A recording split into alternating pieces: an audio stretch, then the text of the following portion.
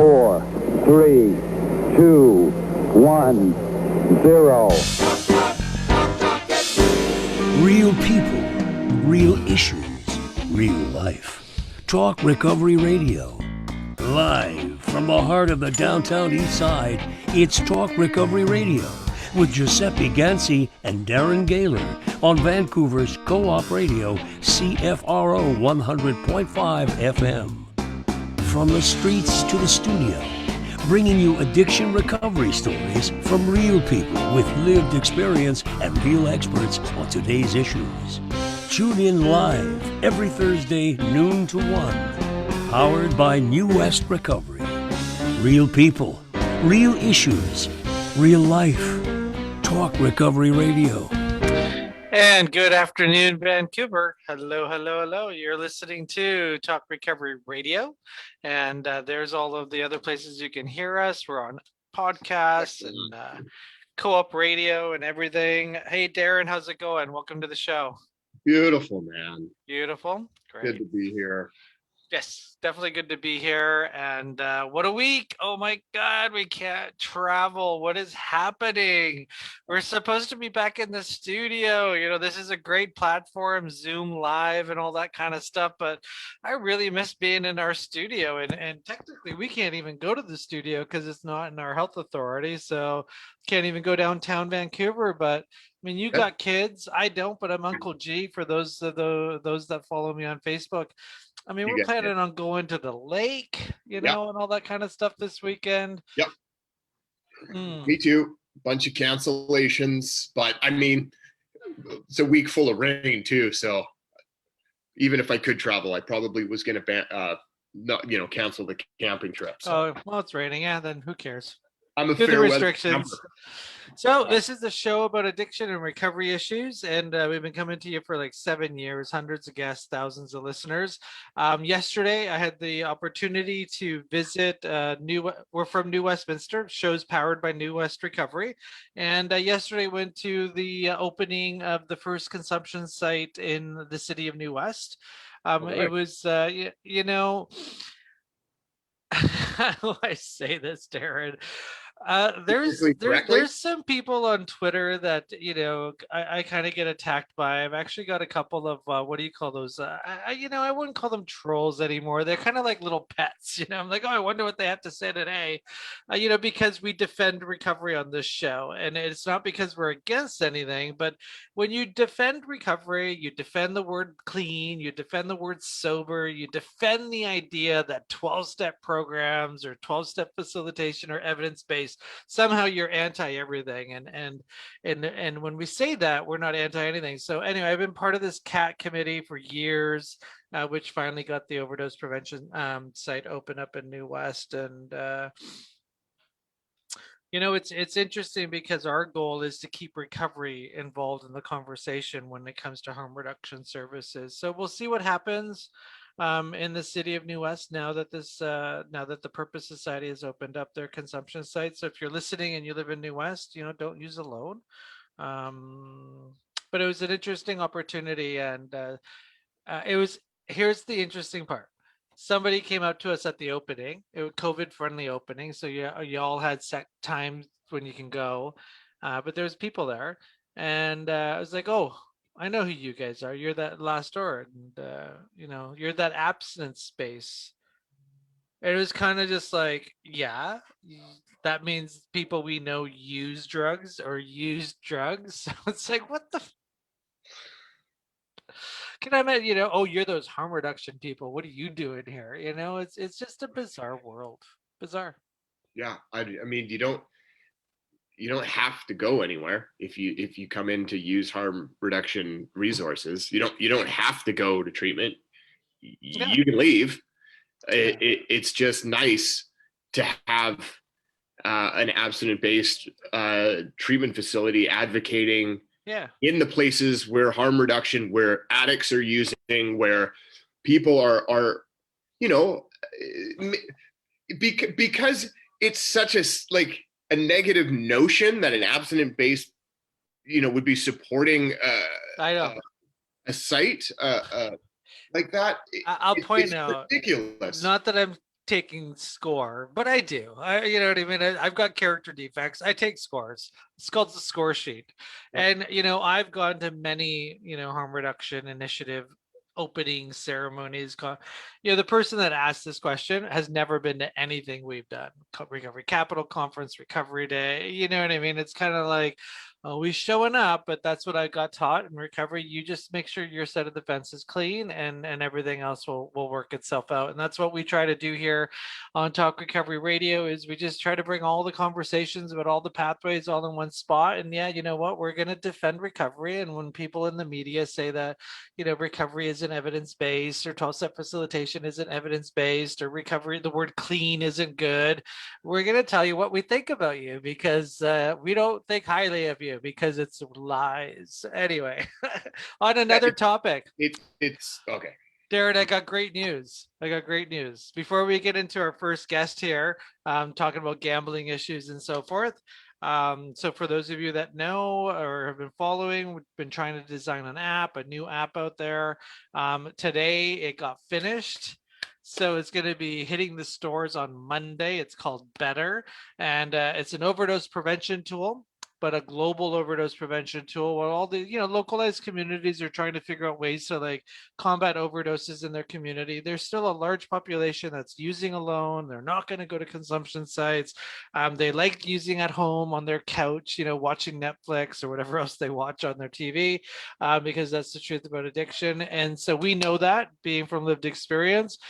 So you can find peers that volunteer in the app, or you can pick your, say you have a sponsee who's relapsed or gone back to using. You can be their safety net monitor, and if you don't shut your alarm off, you have to be in the local calling area for it to work, and then you can call emergency services. But the difference is you can use this in Thailand, you can use this in London, you can use this in Florida. It's a global overdose prevention tool. So it comes out on Monday, but it's also got the recovery community attached. And that's one thing I really wanted to talk about.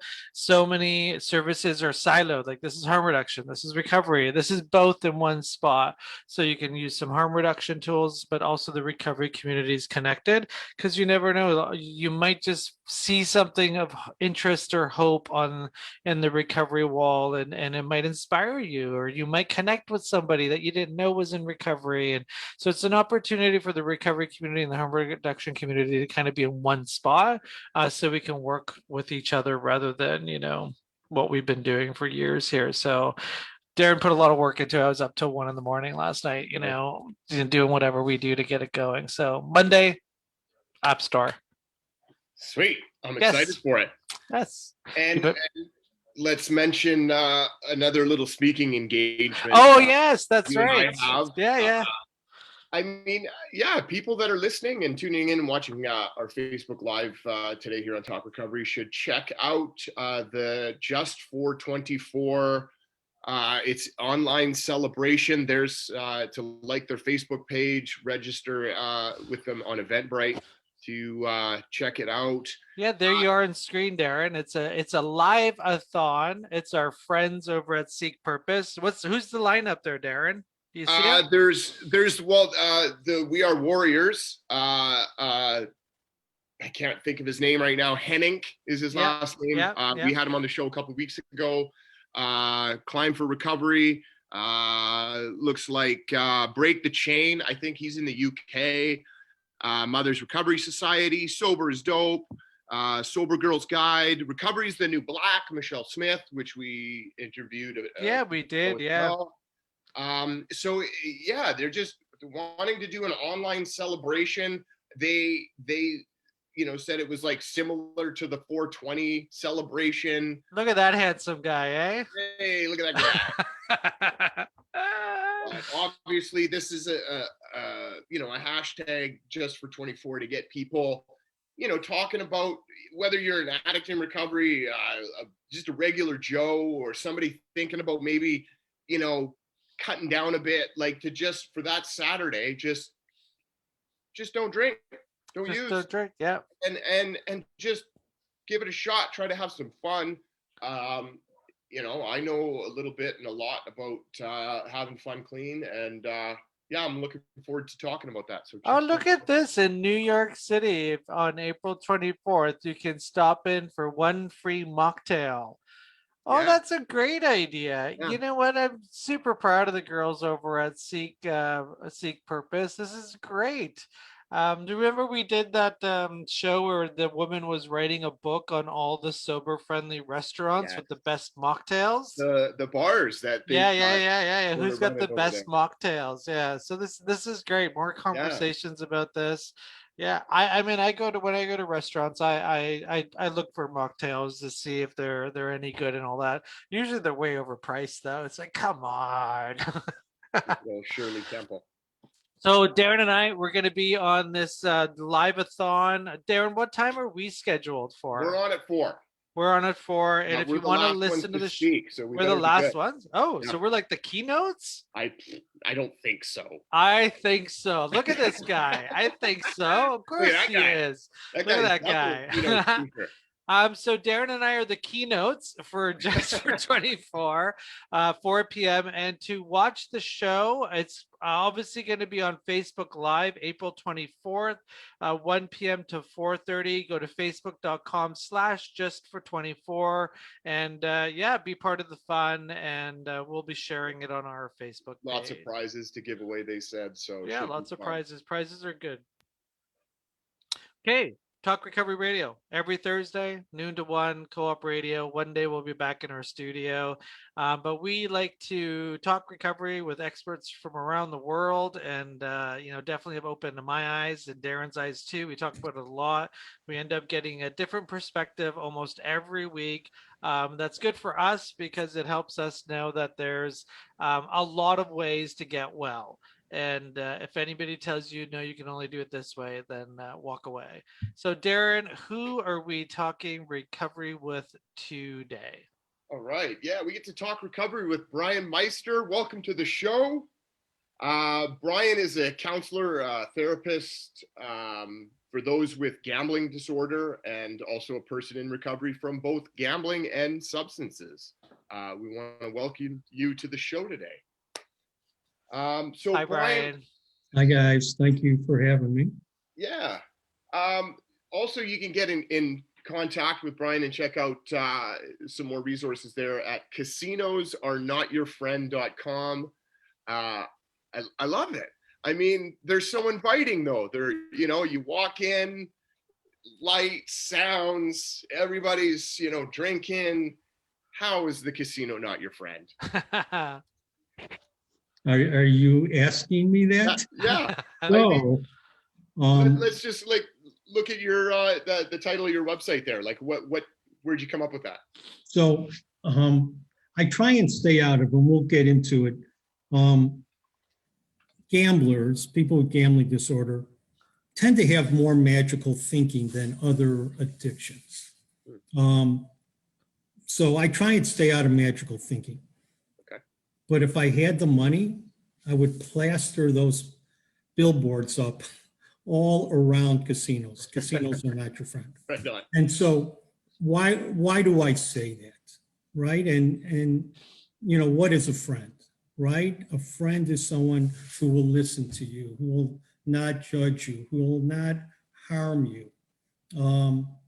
In a perfect world, we know that relationships have many different forms, but friends are true to you. Friends will protect you. They're there for you when you need, and this is, we'll really touch on this, when you need someone to be with you, to empathize with you, right? When you have a loss, when you have a life event. That's what a friend is. Yeah. Mm-hmm. You just mentioned the bells and whistles and the lights and how casinos are so welcoming. Casinos are a business by definition. Yeah. I don't, and casinos, you will, you read enough, they're there to take your money. Now they will make the case, we're there to take your money so you can be entertained. Right. But if you go to a movie, they're not going to say, okay, it's $20 here and it's $400 over here. And we have an ATM. Not only do we have an ATM, we have a third-party lender who will lend you thousands of dollars so you can watch all the movies you want. Right. So And then the movies will stop, and you got to give more money to get Right. it going again. Right. And when I say casinos, when I use casinos in that context, I'm talking about any form of gambling, whether it's legal or not. So I know Canada is very near to a vote on legalizing more sports betting.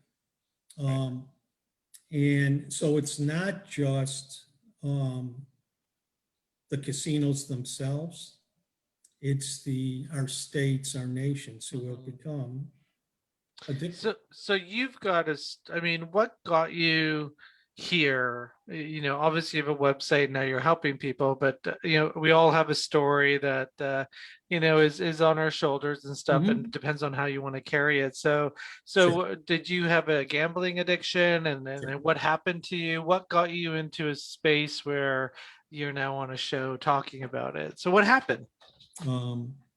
13 years old, I started gambling. 13. You Okay. know, and I'll talk about, and maybe we'll touch on typology of gamblers. So I was a classic action gambler.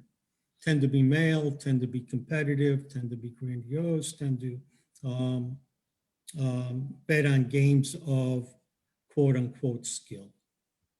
And so I started at 13 years old. At 15 years old, I probably met criteria. The difference between gambling and substance use disorder is it's a hidden disease. It's a hit, and what I like to say, it's hidden. I didn't create that term, but it's hidden till it's not hidden. Right? Until the negative consequences come.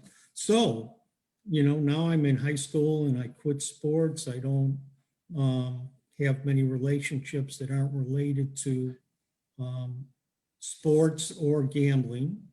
And when I say quit sports, I stopped being involved in any school activity.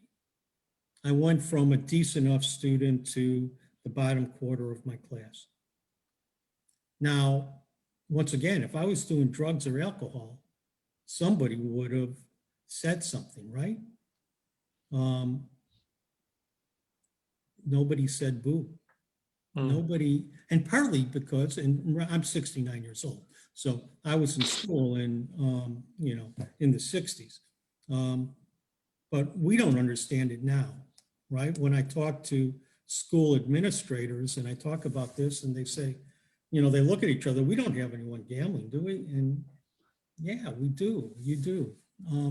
So that was my introduction to the addictive cycle. I didn't drink or do drugs in high school. I didn't need to, right? I was gambling. Came out of high school, made a few attempts at community college, would just walk away every time I had a paper due. I was gambling. I was working and gambling. And then lo and behold, I fall into a job on the options exchange. I live in Skokie, Illinois. I grew up, I really grew up in Skokie, but so I've been in the Chicagoland area all my life. And I get a job at the options exchange with Goldman Sachs, a big name on Wall Street. Starting at the bottom, but I still got a job there. And even though I only had a poor high school education, I thrived in that environment because I liked taking risks. Transferable skills. Yes. and I stayed down there for 34 years. And yeah, the best part of an addict's resume, the transferable skills area. And because people didn't understand, I would never run from this is who I am, right? I've had problems gambling, and still got jobs. But at the age 29, I got married at 24. Last person in the world you would have thought got married. My life was gambling. And by that point, I was doing drugs too. And got married at 24, and we had our first child. I was 29, and my gambling kept on increasing. How did you hide the gambling from your wife? Like, if you're gambling, did she know you were gambling? Did you hide it? Did you just have tons of money? Was it noticeable? Or No, were you always winning? We worked together on the options exchange. Okay. And I gambled. She knew I gambled. Our first date was Las Vegas. Interesting story, but we don't. Okay. But she knew who I was. Or let me rephrase that. She knew I gambled. Mhm. But we didn't understand addiction. I didn't understand it. Right at age 19, when I started getting suicidal ideation, out of the addictions, the disorders, gamblers has the highest suicide rate and highest level of suicidal ideation.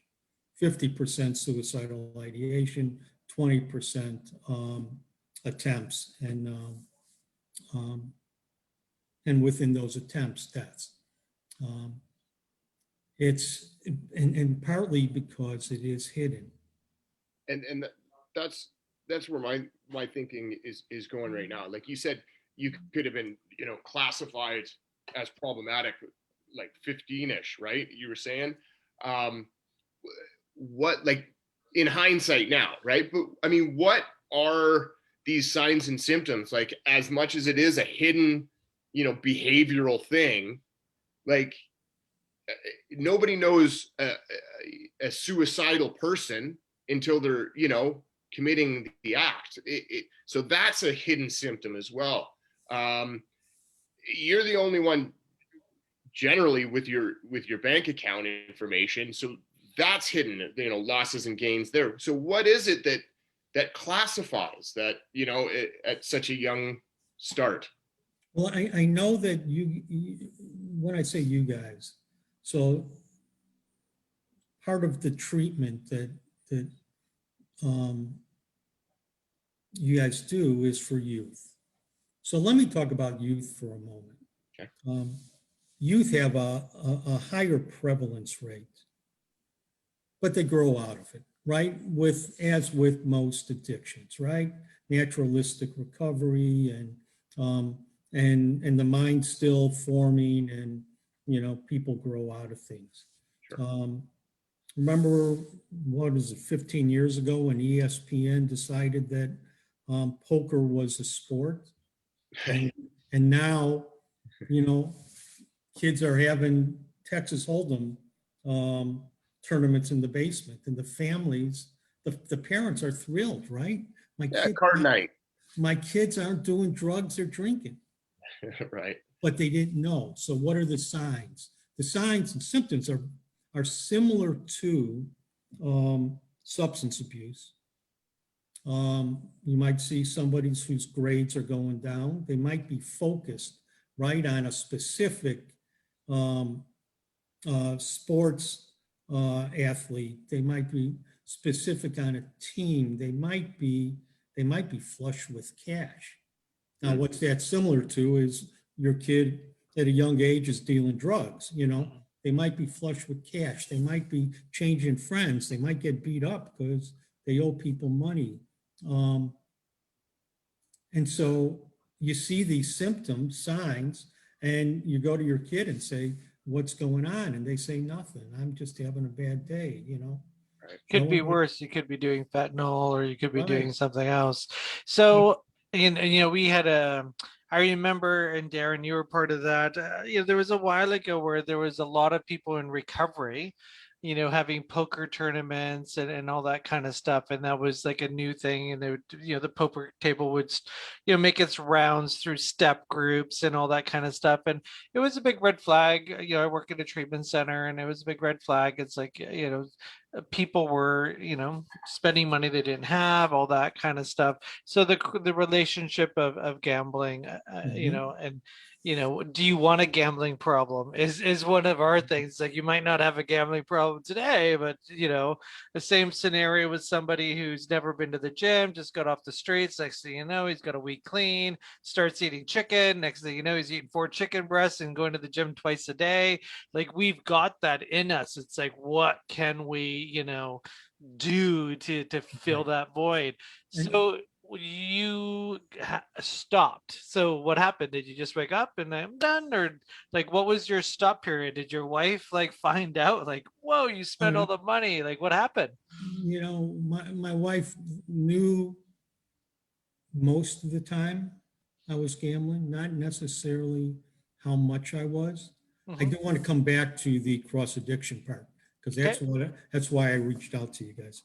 So in my case, between 24 and 29,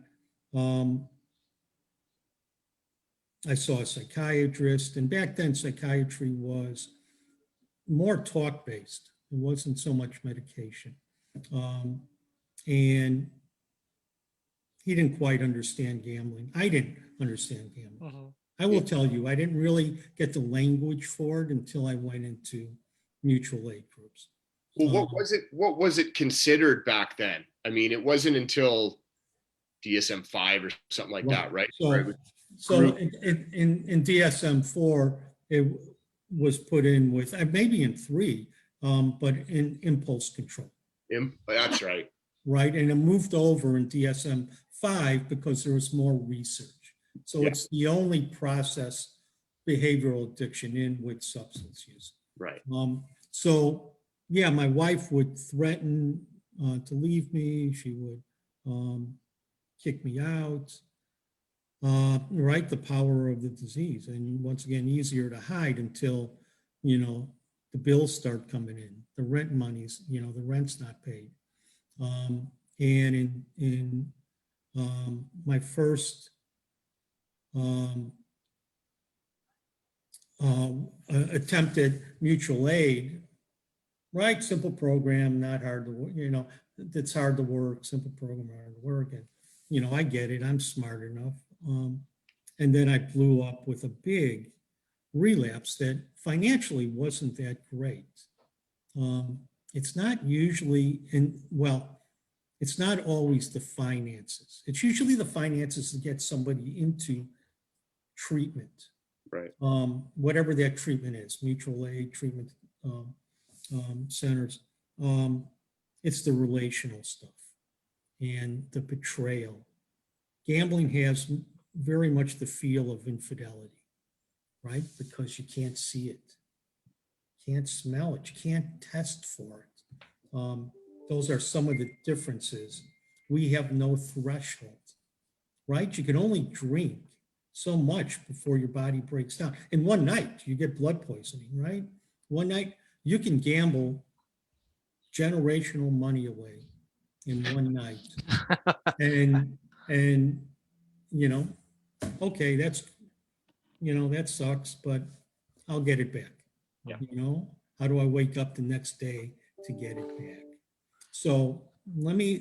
So did you go to treatment? Did you go to GA? Did you, if you're okay with saying that, or? Yeah, so I'm just gonna use the catchword mutual aid. Okay. Right? Just. So you did a mutual aid. So I did mutual aid work. Because there's a big problem I find. We get people calling us with gambling addiction. If you have a heroin addiction, I mean, North America has a real problem when it comes to treatment, despite what country you're in. But, being an alcoholic, it's hard to get a treatment bed for an alcoholic unless you got money. A heroin addiction is the drug of spotlights right now. But you call us, and you have a gambling addiction, and it's like, we can't help you. like you can go to private treatment, but you know, they're like harm reduction in gambling is huge. It's like know your limit, play within it, you know, all this kind of stuff. Game sense, they call it now. And like even the people that are in charge of helping people with gambling addictions in the government here in Canada anyway, the goal is not to stop gambling. The goal is to learn how to responsibly gamble, which I was shocked. And, you know, I spent about 8 years trying to work with, you know, gambling clinicians that are paid for by the government. But like to get somebody who has spent all their money, remortgaged their house, and still goes to casinos, even though they're, what do you call it? You know, they made it where they're not allowed to go to casinos. They're online gambling now and everything. It's like, yeah, no, there's no funded treatment system for that, and it's quite difficult. Is it? Yeah. So how do you? So somebody's listening, and their husband is or their kid gambling away, all that kind of stuff. You know, what is your suggestions to them? So many states. I'll talk about the state of Illinois. Okay. I've been in Illinois all my life. Last year they legalized sports betting. Okay. And online sports betting. In previous years, they would put 800,000 from the state towards treatment and prevention. Okay. With the new law, with a somewhat liberal governor, they put 6.8 million towards it. Okay.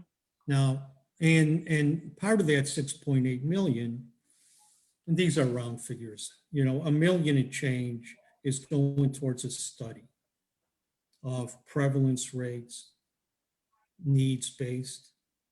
My issue with the state isn't that they're putting more money towards it, obviously, is that, and I couldn't find anything in Canada. I found a 2018 report, but it talked about prevalence rate and it talked about, nobody's doing a impact study beforehand, right? It's let's get this money. And we know it's hurting some people, but it's only hurting 0.6 of the population, maybe 1 to 3% of the population. Well, that 1 to 3%, right? We know this from substance abuse and gambling might be more, right? On average, we affect 8 people. We can affect 20 people. I can own a business and affect thousands of people, you know? And nobody's doing those impact studies. That's my, I'm not obviously I'm a very small voice in this.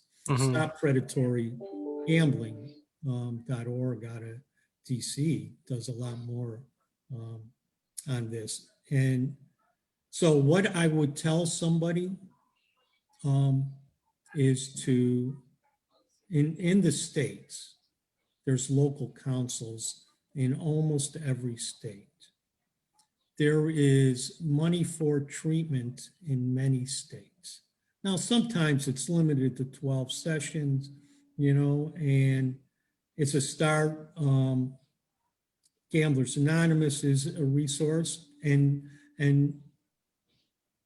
I even hate to say, you know, a positive thing that came out of the pandemic is Zoom meetings. I was in a meeting in Newfoundland the other night. It's pretty cool, eh? Yeah, I had met somebody who came to one of my meetings that I host, and I went to Newfoundland. I'm not going to Newfoundland otherwise. You know? I'm not going to Iowa. Eastern Canada, beautiful place to visit. I've been to Halifax. That's about it. Yeah. So you now, would you consider yourself in recovery from gambling addiction? And how long have you been in recovery from gambling addiction, if that's how you identify it? Well, you know, so yeah, you know, in terms of abstinence in gambling, the normal term is abstinence versus sobriety. I left work in 2009. I was on the options exchange, so that was gambling. I knew I was gambling. I chose to gamble. I made a decent living gambling. So But why'd you quit? well, let me start. Why did I start? I lived I lived in cognitive dissonance every day that I was down there, because I never denied that part of me, right? I'll tell you guys, I don't like the word addict. I don't like the word. We're seeking comfort, right? We're seeking comfort from pain. We're seeking, enjoyment. We're seeking a lot of different things. But there was part of me that I accepted, that when I gambled, not only did I face negative consequences, more importantly, those around me affected negative consequences. So, I stopped gambling in 2009, went and got a master's degree in marriage and family therapy. I'm a drug and alcohol counselor. I got my master's at 60. I got my CADC at 65. I got an international certificate for gambling. I just got a smart recovery certificate, facilitator certificate,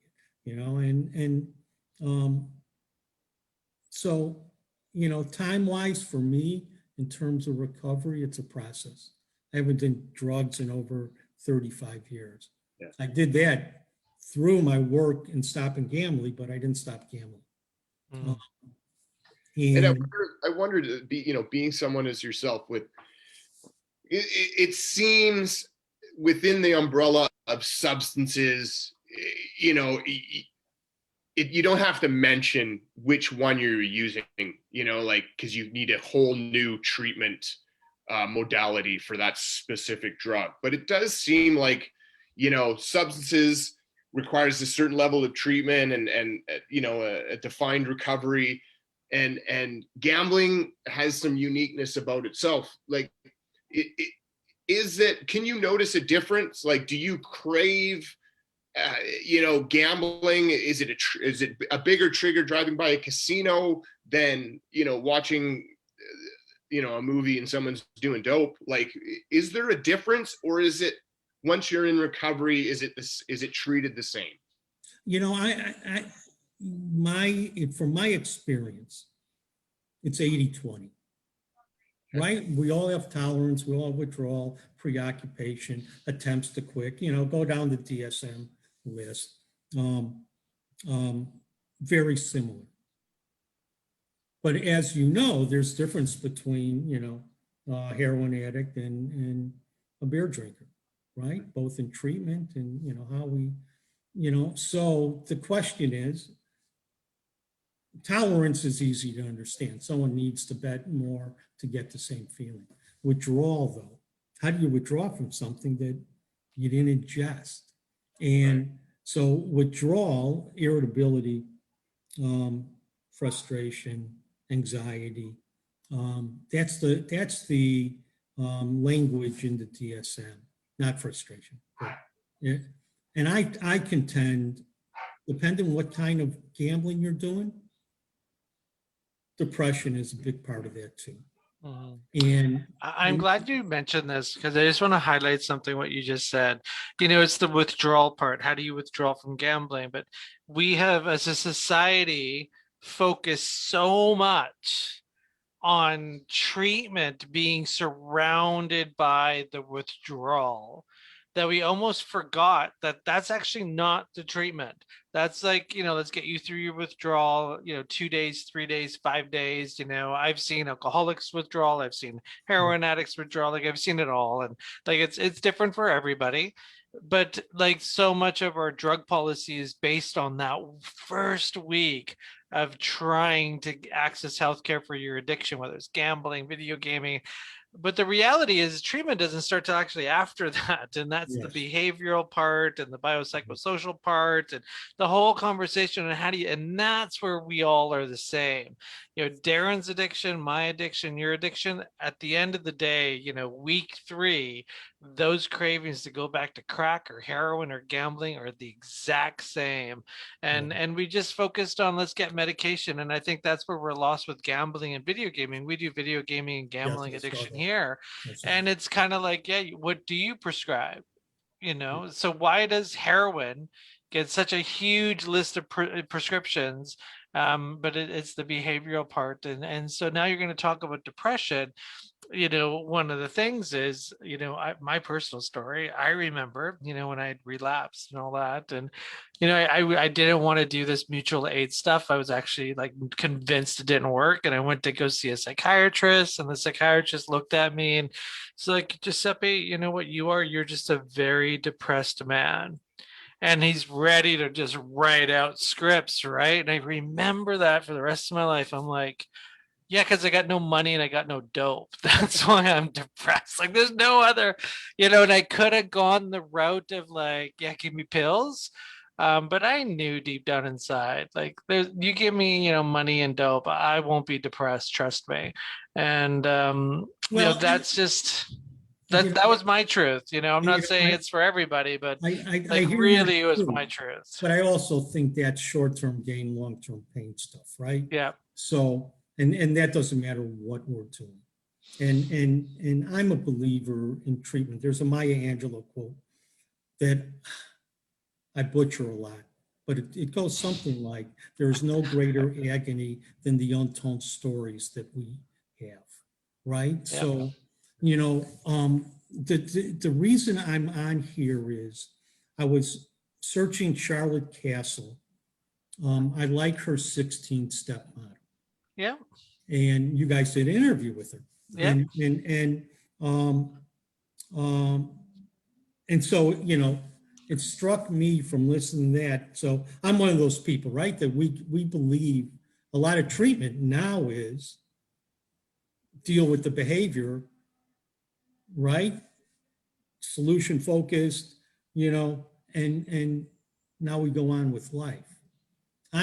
For me, my own recovery, I'm speaking tonight at a meeting. It only meets once a month, but it's based on trauma and dysfunction in childhood. How does that affect, where we go, how our addictive cycles, end up with that. And I know I really want to touch on the two reasons I reached out to you guys. Sure. And I appreciate you guys saying that. I know too many long-term sober people. I got a call the other day from a guy 26 years sober who's blowing himself up gambling. Mm. You mentioned the other day, you mentioned earlier today, not the other day, about how recovery groups on substance abuse were playing poker. I remember when a friend of mine, I said, yeah, we have these conferences and we have an open bar. And she said to me, how can you have an open bar? I said, wait a minute.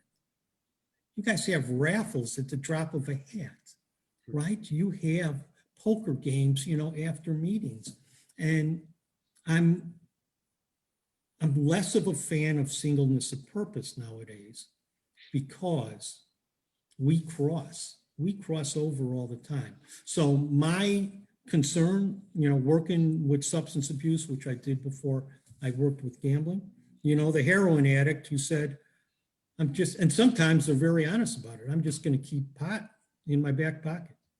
I'm going to keep a beer in my back pocket. It's not heroin. What could go wrong? Okay, well, let's see. Most of the people that came back to treatment were people who kept something, right? 40 years ago, it was, if you go to an AA meeting, did you have a drink? No, but I took all these pills. Did you have a drink? Nope. Keep coming back, right? Now we understand the effects on our bodies and our minds. And 10 to 30% of people in substance abuse treatment have a gambling disorder. But in the treatment, we don't have that conversation. Now, I'm not saying you guys, because you treat gamblers, I'm not judging you. You might assess for it, or you might screen for it. not necessarily assess, but you might screen for it. So why Yeah, do we do the SOGS assessment. Yeah. Yeah, just to go and see, and it opens people's eyes up, because like I'm just here for my heroin Right. fentanyl addiction. I don't. Well, Yeah, well, yeah, and yeah. especially when they're mandated, right? Yeah. Wait a minute, you want me to tell my parole officer that I have something else? No. And so, sometimes, especially people who've done treatment, multiple times, know what to answer, but we don't have those conversations. And So how do you counsel someone to, like, do you just wait until they blow it up, or like how do you walk somebody off that? Because I remember talking to a friend of mine. It's like, dude, man, like you're gambling like a lot. Like, poker nights turn into 3 poker nights a week, and you're that kind of the hand up in the air, leave me alone. So, like, So what do from you a, do? What would you do? Counseling session in 30 seconds. What would you do? It's not a counseling session, because most people who come in for a counseling session are very low on the Gelnet chart, right? On the what? On the Gelnet Oh, okay, chart. okay. Yeah, yeah. So it's adapted for gambling, they're in the desperation and hopelessness phase. The question is, what can we do on a prevention standpoint? Okay. Right? So what gamblers don't have, when I speak to police officers, I ask, do you ever stop anyone under the influence of gambling? I get a chuckle, I get a laugh, and I said, is there definitely an influence. Pardon? There's definitely an influence. Like Of between course. no, Of course. right?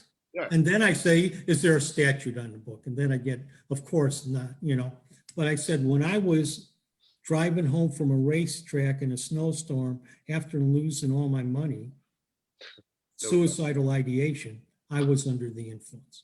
Somebody stands at I've never played a slot in my life. I could have, but I didn't, I stuck in a needle in my arm once and had a lousy experience.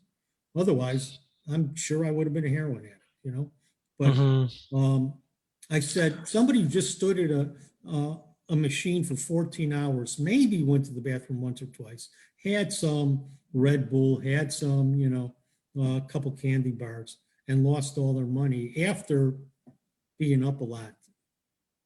What kind of driver are they? So I have all these ideas about point of sale, and it comes to regulation, and it comes to the state accepting less money, and I go as extreme as someone goes to the casino, nobody checks, right? If you open up a stock market account, they'll check you for at least anti-laundering money, but nobody asks, is that the college kids fund? Is that the copay for your diabetes medicine? Is that, where's the money come from? So, one of the things which I'll happen to say I think is brilliant, I would like anytime a married person wants to gamble, get spousal approval. Put limits on it, right? If you go to a bar, they're going to cut you off at some time. Yeah, a lot of people don't know. Like, I know somebody that remortgaged their house in a casino, like in the casino. Yep. And I was shocked. I was just like, how did they do that? And it's just like, there's an office in the casino where you can do that. And I was completely shocked. I was like, you think that there would be like a 24-hour warning, but I don't know. Capitalism, if that's what you want to do, like human rights, like I should be able to shoot heroin, I should be able to smoke crack, I should be able to remortgage my house, I should be able to do whatever I want. And there's a fine line between guardianship and free will and all that. So but if we want to go get a cell phone, we're running credit checks, they're going to say no. Right? If you want to go buy a house, they're going to say no. Yeah, that'd be nice if they had the same rules for applying for credit. Yeah, no problem. And I think that's doable.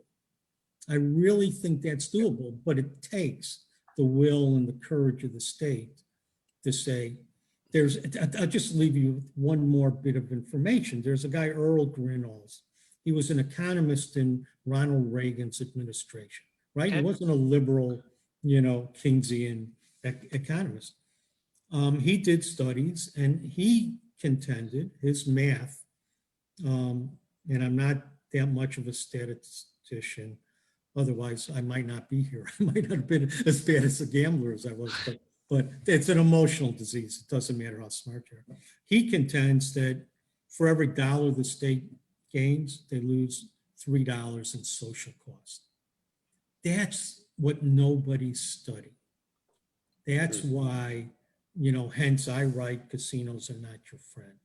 And within that casino umbrella, the state and any other legalized gambling, because we got to have a social contract at some point, right? It's not even, it is human rights, but it's a social contract. Yeah. What am I going to do? When do our liberties start, end, and when do we start harming people? And I contend.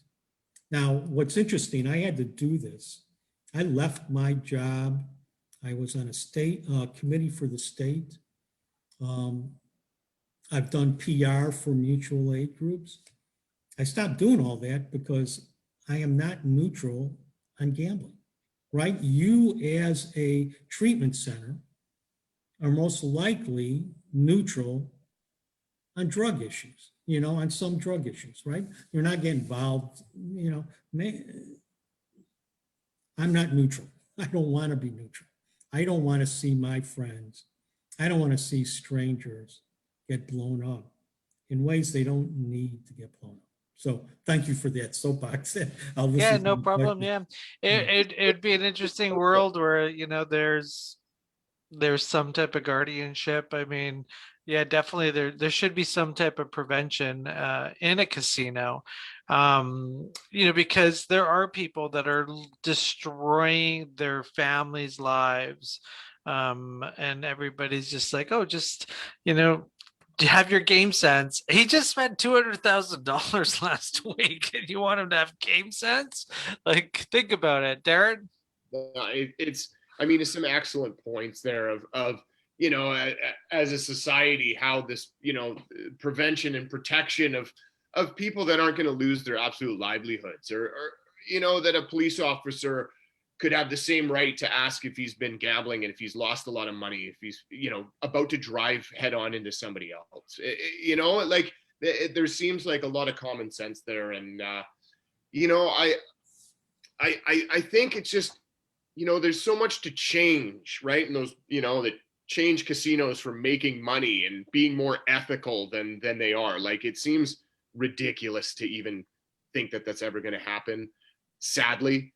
But it makes a big point about, for those of us that have, feel like we've dealt with our issue, and are living more productively than we ever have. And there's some abstinence and there's some changes made that anyone and everyone, could sort of go on that level of, I'm okay now, and just try something once, that pulls them back in because, they think they did enough.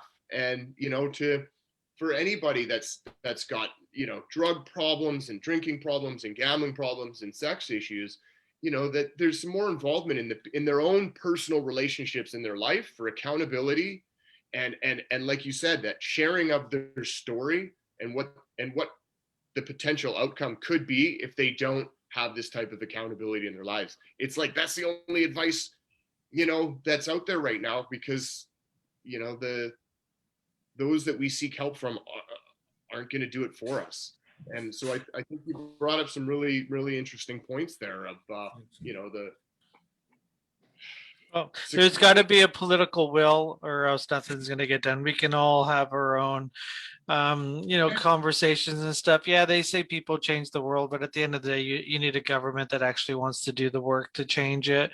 And that's what happens here. I mean, our politicians tell us all the time, when we do something for recovery, it might get 2 retweets, it might get 1 or 2 shares. Really, there's no hoopla. It never makes front page, that's for sure.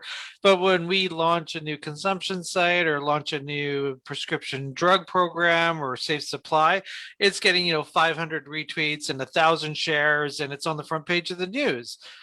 Well, I mean, that's politicians have actually told me that, and they're like, you need to get more louder out there, because we're going to only do things that people see, and then that's when advocacy takes over policy, which is a scary place, because people in recovery, not like you, us three, we're still around advocating. Most people, though, disappear and go home, and they're not doing talk shows, and they're not picketing the government. They just disappear. So, if you're listening to our show right now, and you are in recovery, or you believe in recovery oriented systems of care, or you believe we need to do more, like, you got to do your part. You got to share your stories. You got to retweet when you see something in the news that kind of, is alongside supporting recovery. Like, you need to engage in that, because the politicians are actually watching, and they're not going to put out a press release that's going to get 2 likes. They're going to put out a press release that gets thousands of shares and likes. And the harm reduction community has done super well. They're really loud and they're advocates, and kudos to them, because we need them. But we also need the recovery community to say, hey, recovery is evidence-based treatment, and so forth. So I really appreciate all the work that you're doing. It is a huge issue. The people that have gambling issues that have come to where I work, like, their life is no prettier than somebody that's coming in from a harm reduction or a heroin addiction. Sorry about. So it's serious issues, and it needs to be tackled with. So I appreciate everything that you're doing. So your website, our listeners can go to. Let's pull it up here. Casinosarenotyourfriend.com. And I love the title. So I've been to Vegas many times. Casinos definitely aren't your friend. I agree with you. You got a blog. And do you do virtual care or anything? Like, if somebody's got a gambling issue and they call you, do you direct them to resources, or? There's a resource page on there, and I'll probably go and add some Canadian numbers Okay. to that, because the last few days I've been getting views from Canada. Oh, well, perfect. Okay. I hope that has to do with us, because we've been Well, sharing your we stuff. know Yeah. it does. We know Okay. it does. Perfect. Yeah, so I appreciate what you guys do. As I said, I found you through your interview with Charlie Castle, but I've looked at some of your interviews, and you do. We try to talk to everybody. Yeah. Yeah. We try to keep busy. We got insight, and the only thing you can do with that is tell other people. Can't all keep it in yourself. And just like, recovery, you got to share it, and we love sharing our conversations and our insight. Darren, I think we got a little high five there. Absolutely. Virtual high five. Virtual high five. Meister, thank you again for coming on to Talk Recovery. We are Vancouver Co-op Radio, CFRO 100.5 FM, and thanks to all our Facebook listeners, viewers. Keep checking us out. Keep checking us out. Take care, everybody. Thank you. Bye, Brian. Take care. Okay, guys. Bye, Darren. See you next Thursday.